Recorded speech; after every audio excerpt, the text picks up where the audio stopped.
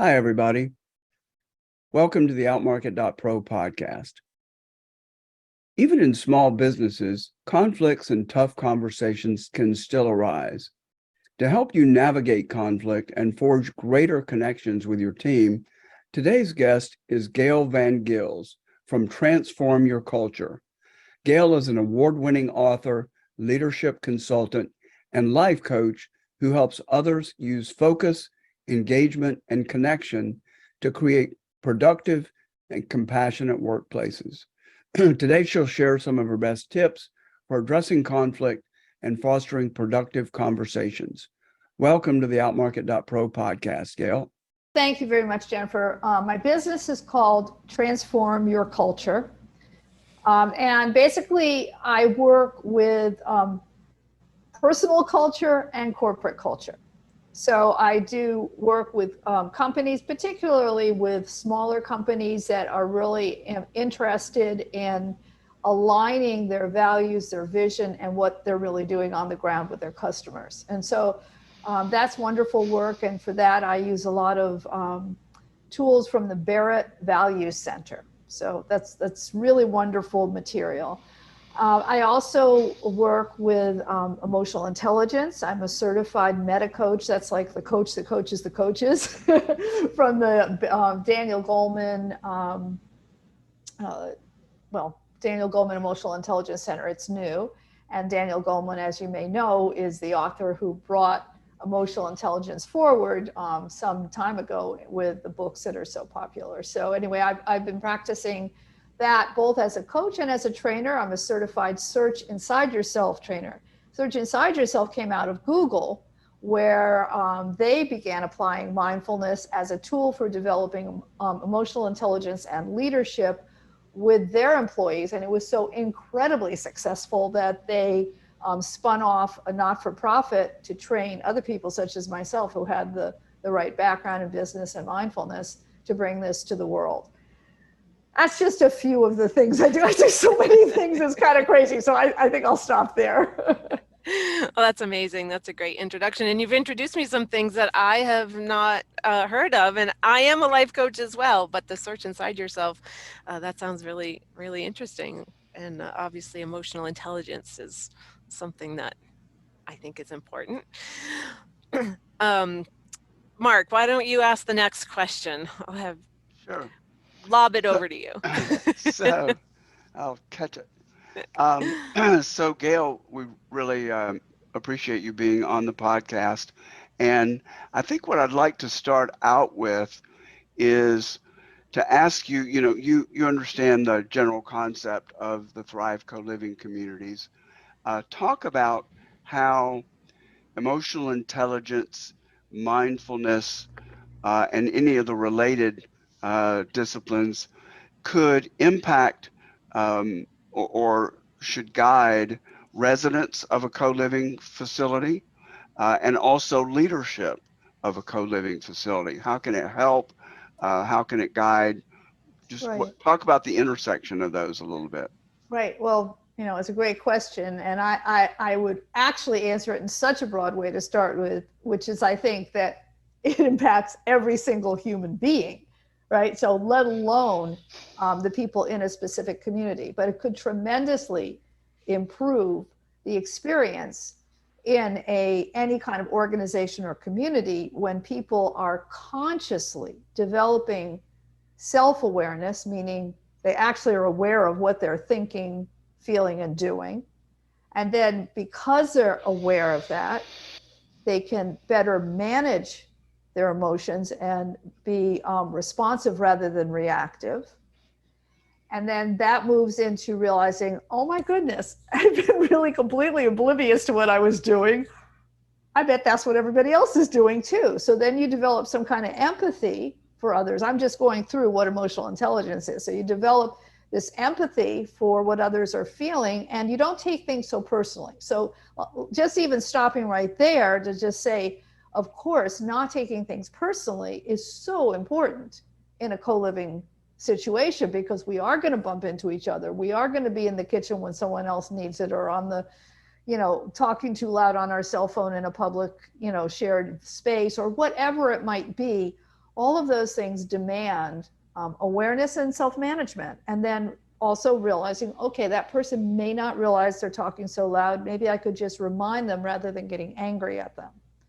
And so those three tools then develop this ability to have a better ability to be socially aware, like in larger contexts. And then that's really a leadership concept, because the first three are, everybody needs that. But then if you're going to really be leading or guiding others, you need to have those three plus a certain kind of sophisticated social awareness that comes next. So really it's important for every member of a community, and particularly for leaders, to have the ability to know when to ask questions rather than make assumptions. And then again, that comes back to everybody. So on a basic level also, mindfulness and emotional intelligence imply a better ability to listen and not to just to be thinking about what you want to say. So that's part of the self-awareness and the self-management, is to open yourself up to others and really listen well. So again, all these qualities are essential really for getting along in a family, in a community, in a company, anywhere. So Yeah. You I'm know, really curious. You work with companies, corporations and small businesses, and culture seems to be a big cornerstone of your work. So how do you influence the culture when you're going into a population that is so diverse and coming from a lot of different backgrounds, to build that unity? Because I feel like that would be applicable to co-living as well. right. Well, I actually, one of the ways that I like to do it, because I mentioned the Barrett tools, is to start out with a kind of assessment called a cultural values assessment, to see what is it that's important to the people in that environment. So that's something It, you definitely apply to people in a co-living environment. So I do this cultural values assessment, which is a snapshot of what the individuals think is important, most important, how they see the environment, in this case, company culture that they're in, and what they would like that culture to be. And then we begin to see, well, here's a bridge. You want it to be this, it's not this now, but look, everybody has this as their value, or a lot of people have this as your value. So how could we start weaving that in? And so that leads to this training in mindfulness and emotional intelligence, because in order to change things, you have to become aware. So one conversation leads to the next. And also, of course, generally, if I'm working with someone, if they chose me, they are interested in developing awareness and emotional intelligence. So it's not like I'm fighting against the wave. right. And Yeah. you're doing this assessment with everybody in the organization, not just It at could the be. top? Yeah, well, it just depends on. That's why I say Okay. I love small companies where they actually can, Yeah. have a lot of people in the company, like maybe 50 or fewer people, or 100 or fewer people. But if that's not the case, it could be a division in a Mm-hmm. larger company. It could be a team. And there's just 360s for individuals too. So there's all these tools can be applied personally and team wise, and sometimes it's fun to break out locations if the company has locations in different places, and realize it's not the same in Arizona as it is in Florida, as it is in Texas, for Right. different groups of people. Right. you mentioned something a moment ago about asking questions rather than making assumptions. Mm-hmm. It's an interesting point. And can you elaborate a little bit on that? Yeah, I think this comes down to really important trait to develop, which is curiosity, as opposed to self-absorption. I don't know how many people put those two together, but when you're self-absorbed, you're really only thinking about yourself. You're not that curious about what's going on with others or what's going on in your world. You have a story about it, and you're trying to fit everything into that paradigm because it's all about you. When you recognize, if you recognize that sort of selfishness, that limiting viewpoint, it actually invites curiosity, just the recognition. You go, wow, what have I been missing? What's really going on here? And probably the way you ask the question is really important, especially if you're observing, let's say you're observing some behavior that's distasteful to you. Or I'll just make it first person. I'm observing something that appears to conflict with my values, or I've got an attitude about it.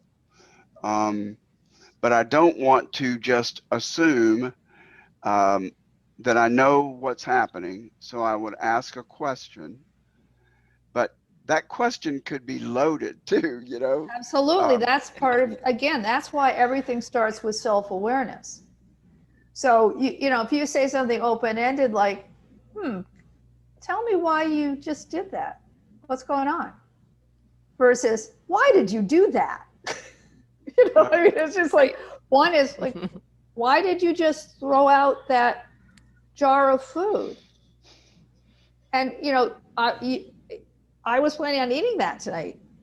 In fact, this happened to my son at one point. He was a roommate with someone, and this girl had been saving this leftovers of the turkey dinner from Thanksgiving for so long. He thought it smelled bad, and he threw it away. And she came home and she goes, "Why did you throw that away? I was going to eat that." She got really upset with him. But actually, if she had started with, instead of like what made you do that, and if he said, "I smelled it and it smelled bad," then she would go, "Oh, good, thanks. I didn't want to get sick." Right. So, I mean, it's just a matter of, we jump to a conclusion, and it happens in a second. I mean, if my somebody's been to my house, well, I have a housekeeper who comes once every 2 weeks, and she's wonderful. She actually cleans my refrigerator out. That's unheard of. But sometimes it can be a little invasive because there's things in there that I don't want thrown out. And I can get mad when I can't find it. And then I think, well, she was doing her best. She thought that that was something that was bad. Or I may even jump to the conclusion, I bet Valerie threw this away. And actually, I just didn't see it there. So all the time we're jumping to conclusions. And with the more that you see that and see all these stories I'm telling you, those are more things that can help me realize I do that. I'm aware. I do this. This is not something that I think other people shouldn't do. I do this all the time. I do this. And so I'm curious, why do I do this? And therefore, I make an effort to say, why did you ask me that, Mark? Like, why are you being so invasive? Well, anyway, my son had the COVID virus, and he's had some of the after effects, the long Hmm. hauler syndrome. So I asked a loaded question. I said, how are you doing? You're doing better, right? And then I went on, and my husband said to me in the background, "You didn't really ask him a good question." Mm. So I said, "Oh, okay." And then I went back. My son didn't realize that my husband had said that to me. I said, Alex, I think I jumped in with answering your question. Tell me how you're doing." Hmm. And that Yes. it wasn't my assumption. Right. My assumption was Right. kind of incorrect. So that really taught me something. If I really want to know how someone's doing, I have to be careful that I don't jump in with my assumption and then sort of talk over the space for them to give an answer. Hmm. So Absolutely. this is really a pervasive issue, and in community, we need to become aware of it, or else we don't develop genuine relationships. So, Mark, where else would you like to take this interview? um, so here's a twist I want to, or a curve I'd like to throw you, Gail. We had a really interesting podcast with a couple who are both ministers, and we talked about religion and co-living, and we talked about how um, it could be really divisive to have people uh, practicing religious ceremonies as within the facility. Um, And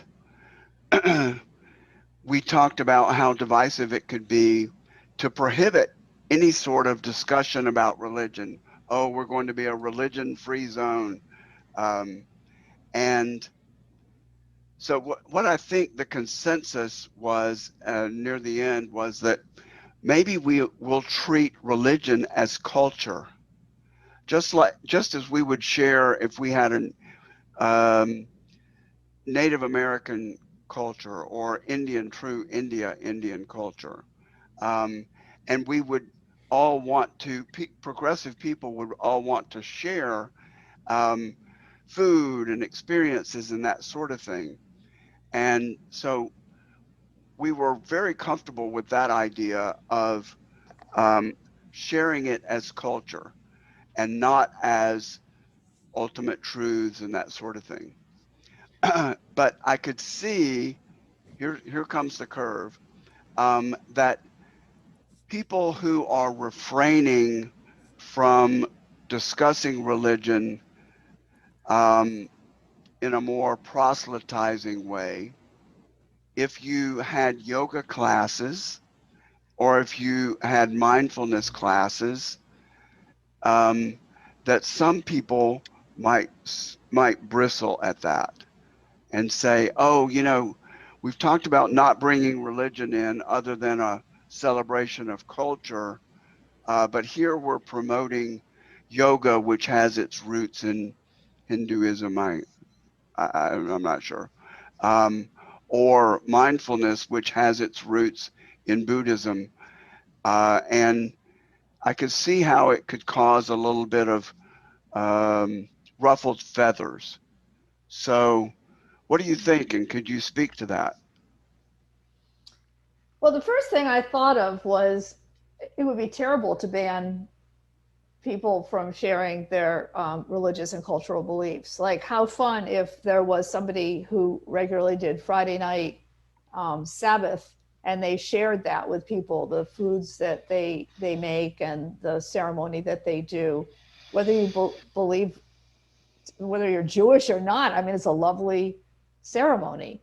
Or Christmas. I mean, of course, you'd want to have a Christmas tree, whether you were Christian or not, because it's so fun, and you want to have the grandkids or whoever in the multi generational situation come over for their Santa Claus presents, and that's not religious, that's like cultural, and then, I mean, so from that perspective, yeah, of course, yoga came from Hinduism, and some would say it's really missing something if it doesn't have that element in it. But my gosh, everybody has a yoga app now, and it's all over the place. You don't have to, you could just put your TV on, or turn your cell phone on, and I've got a yoga app or two.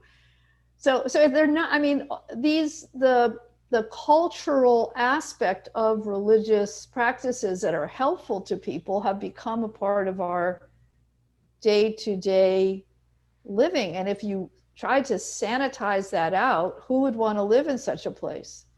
A prohibition against sharing what brings you some kind of joy, comfort, or deep spiritual satisfaction would mean that you couldn't be you.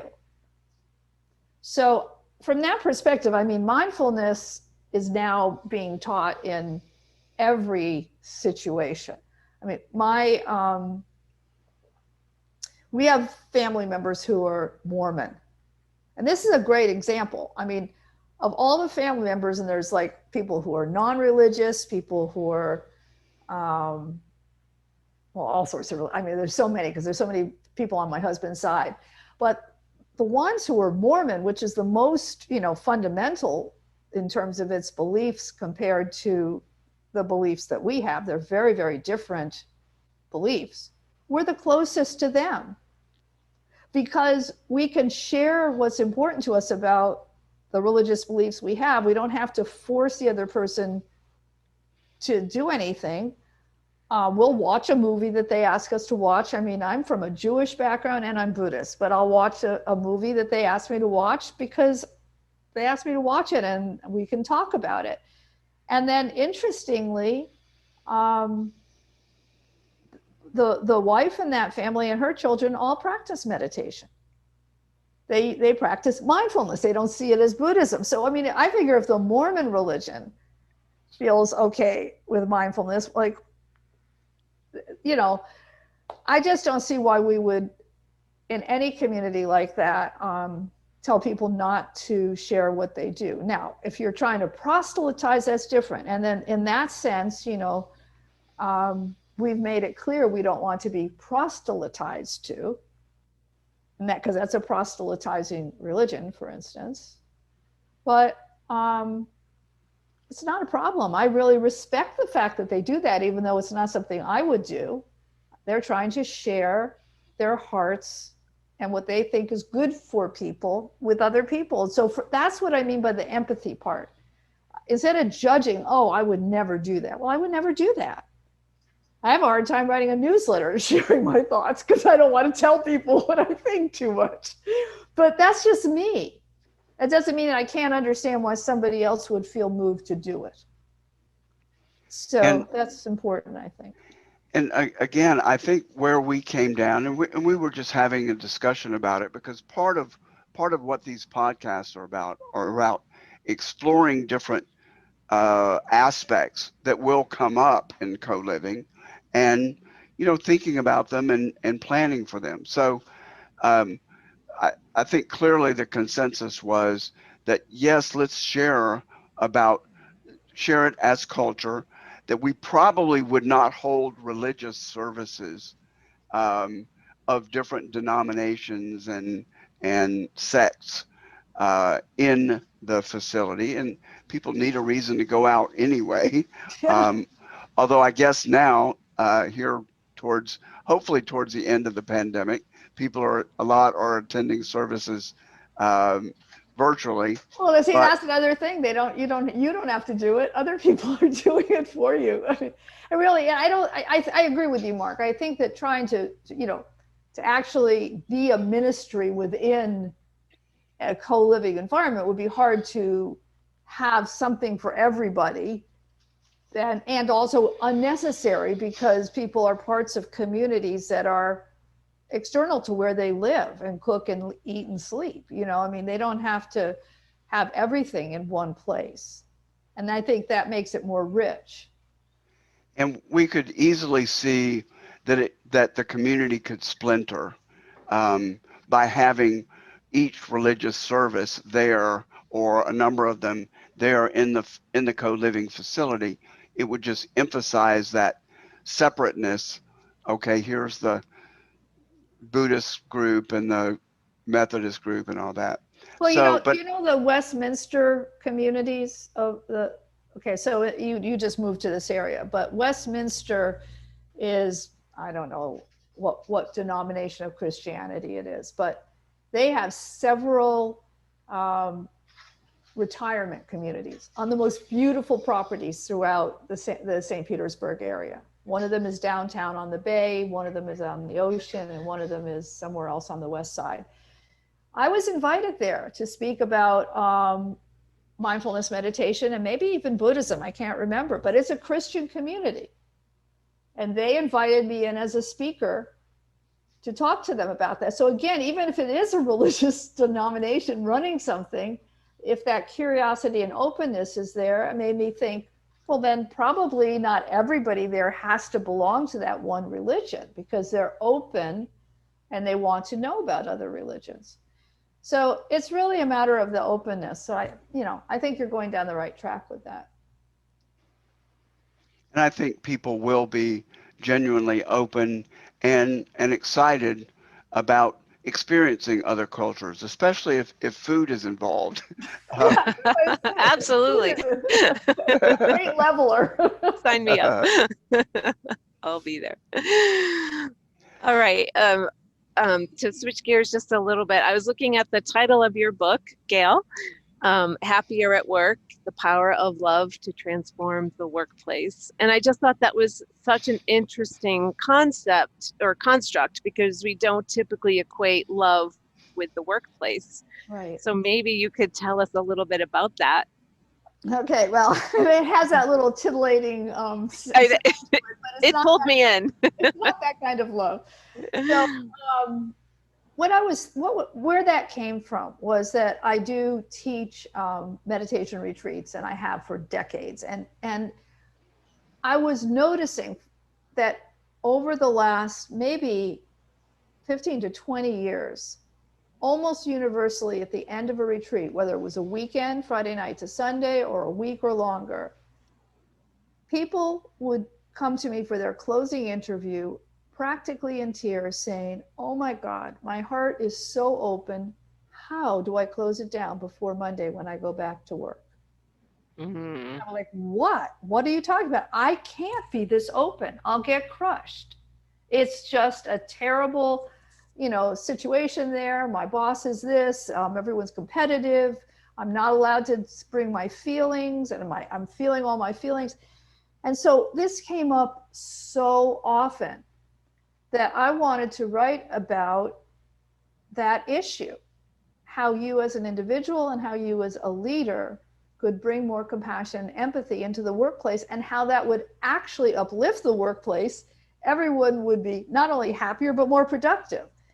So that's Absolutely. that sense of, mindfulness. Not Mindfulness is a stepping stone to compassion. So as mindfulness opens your heart, and when your heart is open, then you can communicate, then you can listen, then you can collaborate, then you can have great teams, then you can be a great leader. So that was the aspect of love. I love that. And I think it completely applies to the co-living community as well. Maybe your next book will be The Power of Love to Transform Co-living That would Communities, be awesome. right? If the co-living gets that big, that'd be great. Happier where you live. It'd be perfect. And I think Brene Brown has brought that to even a different level in talking about being vulnerable, in all aspects of our lives, but especially being able to be vulnerable in our work setting. Um, not to, I'm sure she doesn't recommend it to an extreme extent, but being a human and letting people know that, which I think can encourage compassion and understanding. Well, the old axiom was leave your feelings at the door. And it absolutely doesn't work. And I did a lot of research for this book. And some of the really wonderful stories were how successful leaders were who took an interest in their people. So even if it was a huge company, they had their feelers down to the floor level, and they wanted to know, this particular leader wanted to know if there was a serious illness or death in anybody's family, and then they personally got in touch with that person and sent some relief for their family. So it was not leave your feelings at the door, but please share your life with us so we can be supportive, so we can give you leave, so we can give you whatever you need. And of course, people were so loyal and did so much more because people cared about them and let them bring their whole self, let them be vulnerable.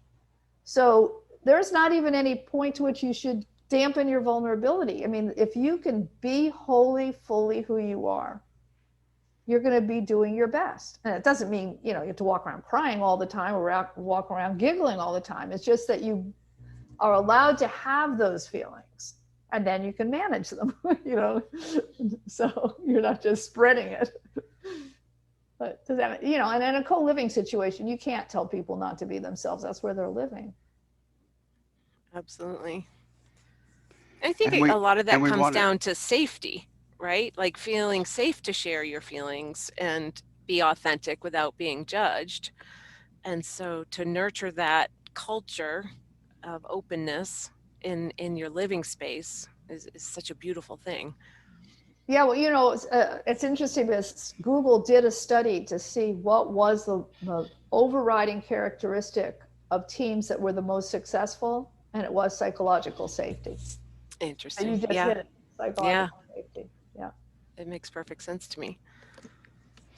As you put yourself and imagine yourself in a co-living community, and you're in spiritual communities and lots of communities, and I would suspect that you've gravitated towards a spiritual community that is as nurturing as this co-living community aspires to be.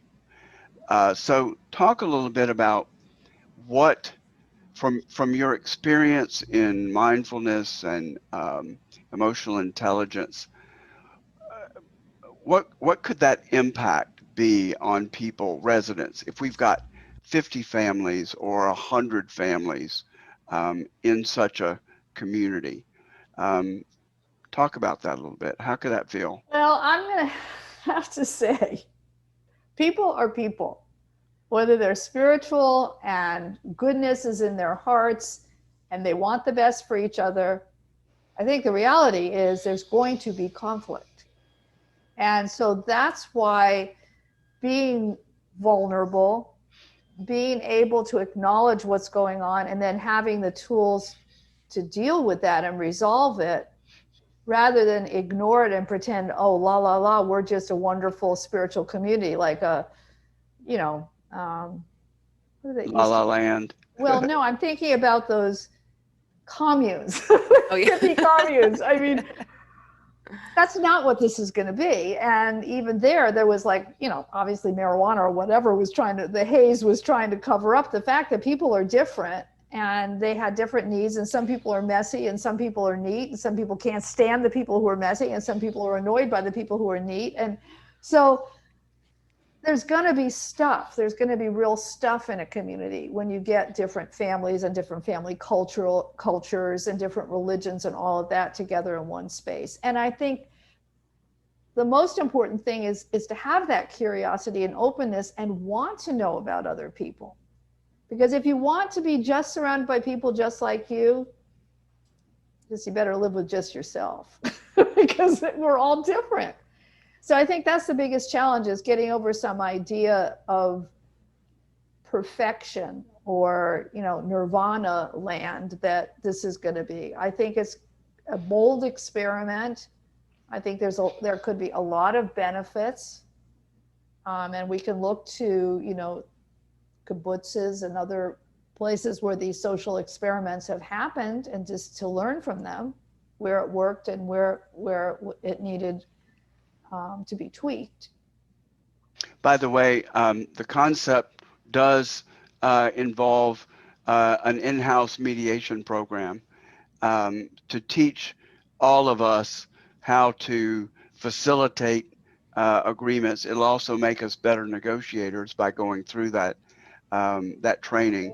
And my hope is that enough people will be interested in pursuing it that we might be able to offer that service to the broader neighborhood and city, and have it be a revenue source for the individuals as well as for the community, and defray some of the HOA expenses, as well as other things, hydroponics, aquaponics, maybe some other gardening, to actually provide some goods and services, and not just consume. Yeah, sounds great. And I'm hoping you get this up and running soon, especially because it's going to be near me. So, Gayle, is there anything we haven't asked you about in this interview that you would like to share with us? Tips or advice or experience? well, I would just say that, earlier before we started recording, you were telling me about your sort of ideal client and what you enjoy Oh, I helping was. people with, right? And Right. so I would say that the theme that I'm seeing that is really important, and it would be important for every individual, whether they're in this community or not, but is to pay attention to how you talk to yourself about things. So I would say that self-confidence and the lack of belief in oneself to accomplish what you want to accomplish, such as being able to live in a community like this successfully, or being able to navigate the difficulties, or whatever they might be, that working on your own self confidence and belief in what's important to you and not letting your stories about what's going on get in the way. So once again, it's getting out of self-absorption and taking a bigger view, and then realizing, okay, what is it going to take to make this work? And that only a confident person can take that step out of doubt into action. So I think that all the members of this community are going to have to work on that aspect of, I don't know what this is going to be. I'm not sure I'm willing to take a chance on something new. And then have confidence that their inspiration to participate is the part of what's going to make it great. Love it. Yeah. I think that the audience we're trying to cultivate are, more of the trendsetters, the, you know, travelers, the up and coming connectors. Would I you know, say but that, Mark? I'm just going to tell you, there isn't one person from the highest CEO that I've ever worked with Mm-hmm. to a beginning, just out of college person who doesn't suffer from self-doubt. Oh, I know So whether they're that. trendsetters Every or client whatever, I have. they're still gonna, Yeah. a lot of us cover it up with Yes. bravado, right? Mm-hmm. Right. Um, and this is really, really critical to take the time to look inside. And, this is coming back to an aspect of mindfulness. So, Absolutely. yeah. I love it. Um, Mark. I've since we're about ready to wrap up, but let's talk about imposter syndrome a little bit. Mm-hmm. Um, my, because I think that's what we're saying without naming it. I had a recurring dream for years that I was one course short of graduation from college, and I was running. I had the same dream. I was running around to the registrar and trying to get that extra course. Um, Talk about, and that's my interpretation, was I'm not qualified. Um, so talk about other manifestations of that, because what I hear you saying is having confidence, a sufficient level of confidence, not overconfidence, not cockiness, but confidence in oneself and our own competence is is crucial for personal growth and happiness and being involved in a community like this. That's So, right. or either of So you, because both of I you deal with actually it. did a whole meditation, like it's a week-long thing on imposter syndrome. It's on Simple Habit. But in any case, I think that all of us feel in some area of our life or in many areas of life, I'm not enough.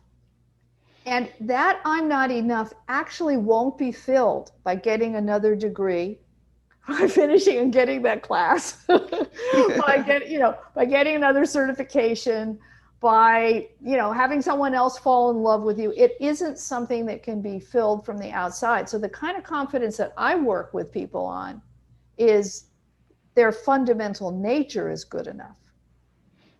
You, as who you are fundamentally good just as you are. So it's getting to this deeper place of accepting yourself that allows you to realize, I can go ahead and get that other degree because I'm interested in learning, but not because it's going to make me a better person. So you're not actually trying to become better. You start from who I am. My fundamental nature as a human being is just right for me. This is who I'm supposed to be. Then that's a different kind of confidence. I refer to myself as perfectly human sometimes in that Well, in that's a that great way of saying vein. it. Um, well, thanks so much, Gail. Shall we? Let's have you summarize how people can get in touch with you, and we'll put these in the show notes. Talk about your website and your book and where that's available, and how can people get in touch with you? Okay, well, you can get in touch with me at Gayle, Gayle, at transformyourculture.com, or even my other email, which is not as fancy, just Gayle Van Gils at gmail.com. But that confuses me a little bit. But anyway, so I have those two emails. Um, My book is Happier at Work, The Power of Love to Transform the Workplace. And the easiest place to get it is Amazon. It's there in both Kindle and a paperback. What else? And your You website? can get a bunch of freebies. If you go to my website, you can sign up for the Barrett Personal Values Assessment. You'll get a big report, and I'll do a personal coaching session with you on it. So if either of you want that, you just sign up on my website. It's under transformyourculture.com/book, because it's in the book. So Yeah.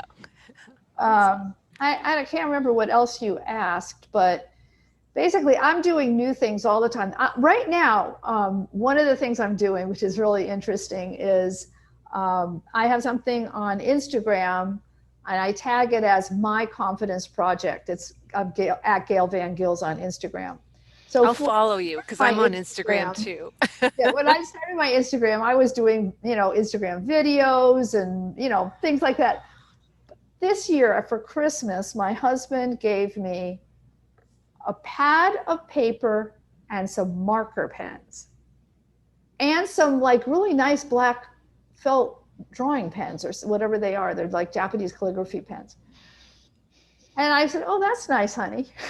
And 2 days later, he said to me, "I think I didn't explain why I gave you that gift." My art form is clay, or was clay. So I always, I have kilns, and I used to work in clay, and I made big sculptures and stuff. I haven't done it for a long time because I don't have a studio in this house, and I couldn't go to the art studio. So he said, "I thought you might want to draw." And my answer was, "I can't draw." And I went, boom, a confidence challenge. That's the kind of thing I work with my clients. So I created this thing called My Confidence Challenge for myself. So every single day since January 1st, I have drawn something and posted it on Instagram. Awesome. And I really need to write about it so other people will join me, because that's why I made that hashtag up. Nobody else uses it. But it is so fun because I'm actually becoming a pretty good artist. I mean, if I do say so myself. That's amazing. It's like crazy. You put your attention on something and you do it every single day. Yeah. It doesn't matter what kind of belief you had about yourself, it's going to dissolve because it's not true. It's so funny that you mentioned that, because I have a desire to learn calligraphy for handwriting, and right now I stink at it.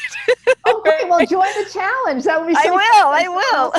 Hashtag. Come get in touch with me after this. Also, let's see how can you? Yeah, just email me. Your email. We'll figure it out. All right, that's fun. Very cool. Well, Gayle, thanks so much. Thanks to Gayle Van Gils from Transform Your Culture for joining us today to show some ways to address conflict. To learn more tips for ways to improve your business, don't forget to tune into the next outmarket.pro podcast. You can also learn more about outmarket.pro on our website, www.outmarket.pro, and find out how we can help your business by emailing mark@outmarket.pro or calling 502-333-4718. Be sure to subscribe to the podcast, like it if you did, and click the notification bell for notification of future episodes. Thanks for tuning in to the outmarket.pro podcast, and we'll see you next time.